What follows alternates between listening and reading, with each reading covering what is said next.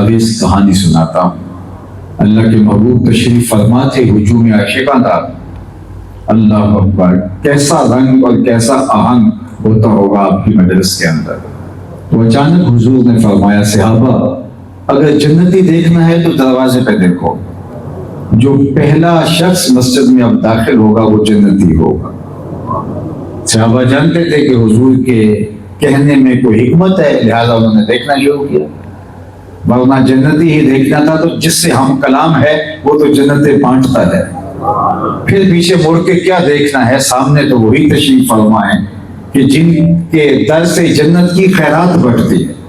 لیکن چونکہ حضور کہہ رہے ہیں تو انہوں نے دیکھا ایک بوڑھا بزرگ تشریف فرما ہوا، تازہ وضو کے آثار اس کے چہرے پہ حویدہ تھے، اور بائیں ہاتھ میں انہوں نے اپنا جوتا پکڑا ہوا تھا۔ جہاں جگہ ملی وہاں بیٹھ گئے۔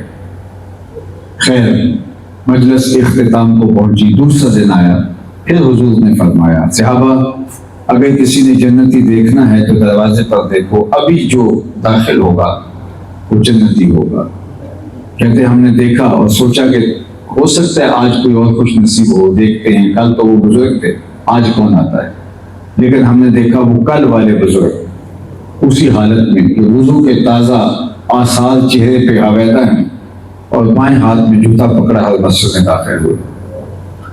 تیسرا دن آیا تو پھر حضور نے فرمایا، صحابہ جنتی دیکھنا ہے تو دروازے پہ دیکھو۔ کہتے ہم نے دیکھا تو وہی بزرگ تشریف لائے اور حالت بھی وہی تھی، تازہ آثار وضو چہرے پہ محسوس ہو رہے تھے اور بائیں ہاتھ میں جوتا پکڑا تھا۔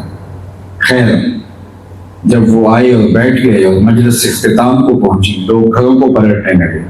حضرت عبداللہ بن عمر بن عاص رضی اللہ تعالیٰ عنہ فرماتے کہ میں اس بزرگ کے پیچھے چل پڑا۔ دروازے پر جب وہ پہنچے تو میں نے اس کو کہا کہ میں 3 دن کے لیے آپ کا مہمان بننا چاہتا ہوں۔ انہوں نے کہا کوئی حرج نہیں، آ جائیے۔ کہتے مجھے لالچ تھی کہ میں دیکھوں کہ یہ عمل کون سے کرتے ہیں۔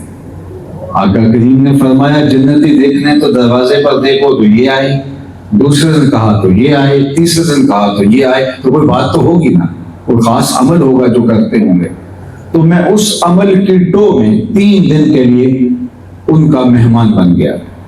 رات پڑی، انہوں نے مجھے بستر بچھا دیا اور خود بھی سو گئے۔ میں سویا نہیں تھا، میں جاگ رہا تھا اور میں سوچ رہا تھا میں دیکھوں کہ یہ رات کو اٹھ کے عمل کون سے کرتے ہیں، نوافل کتنے پڑھتے ہیں، معمولات شب کیا ہے۔ لیکن میں نے دیکھا کہ وہ ساری رات سویا ہے، الا یہ کہ جب وہ کروٹ بدلتے تھے تو اللہ کا نام لیتے تھے، اس کے علاوہ میں نے ان کا کوئی معمول نہیں دیکھا۔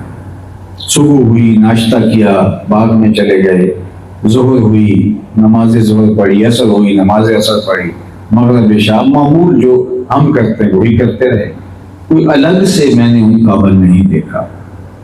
تو مجھے ٹو تھی، میں نے سوچا ہو سکتا ہے میری وجہ سے انہوں نے اپنے معمولات ترک کر دیے ہوں، اور جو عادی ہوتا وہ روز نہیں کر پاتا، تو آج چلو میں دیکھتا ہوں۔ دوسرے دن میں سویا تو میں سویا نہیں تھا، جاگتا رہا اور میں اس ٹو میں رہا کہ دیکھتے ہیں یہ کیا کرتے ہیں، لیکن وہ ساری رات سوئے رہے، صرف جب کروٹ بدلے تو اللہ کا نام لے۔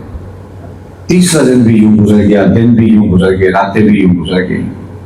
تیسرے دن میں واپسی کا ارادہ کیا تو میں ان بزرگوں سے ملا اور میں نے کہا کہ 3 دن میں آپ کی صحبت میں رہا، آپ نے بہت اچھی میری خدمت کی، لیکن جو میرا مقصود تھا وہ مجھے نصیب نہیں ہو سکا۔ وہ بولے کیا؟ تو میں نے ساری کہانی سنائی کہ اللہ کے محبوب نے فرمایا تھا جنتی دیکھنا ہے تو دروازے پر دیکھو، آپ آئے۔ دوسرے دن حضور نے فرمایا تو آپ آئے۔ تیسرے دن حضور علیہ السلام نے فرمایا تو آپ آئے۔ تو ہمیں یہ لگا کہ کوئی خاص عمل ہوگا اور ہم اس عمل کی تلاش میں تمہارے پیچھے پیچھے آئے تھے۔ 3 دن گزار کے جا رہے ہیں لیکن کوئی چیز ہم نے نئی نہیں دیکھی جو ہم نہ کرتے ہیں اور آپ کرتے ہیں۔ تو وہ بزرگ فرمانے لگے، اے عبداللہ بن عمر، اگر تم اور بھی کچھ دن رہو تو کوئی نئی چیز نہ دیکھو، اور میں نے تم سے کوئی چیز چھپائی بھی نہیں ہے کہ قصداً تم سے کوئی چیز چھپا لی ہو، لیکن تم بھی 3 دن کی مشقت صحیح ہے اس چیز کی تلاش میں، چلو میں تمہیں خود بتا دیتا ہوں۔ کہتے ہیں میری تو مراد بھر آئی، میں ہمتن گوش ہو گیا، تو وہ بزرگ کہنے لگے اے عبداللہ بن عمر بن عاص سنو، یہ جو میرے سینے میں رکھا ہوا دل ہے اس میں کسی مومن کا بغض نہیں ہے، یہ ہے میرا وہ عمل جو تم دیکھ نہیں پائے ہو۔